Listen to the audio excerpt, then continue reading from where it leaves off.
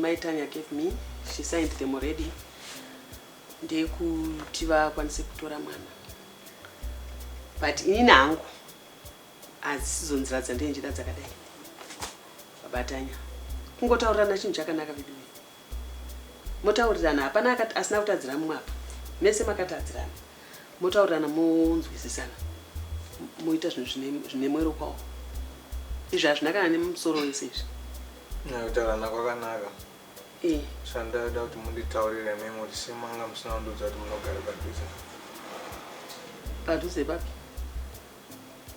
Ndakauya kumbawo. Ndikaona Mai Tanya ndikaona Tanya.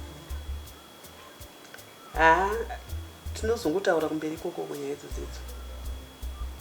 Kati mumwe pana pamushando dzori muri kumusha.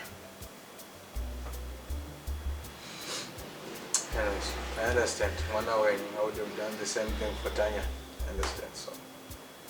But please, something you pay for it. Chandangofara ndizvokuti wazvipindura wega mubvunzo wako. Tinozotaura pamberi apo.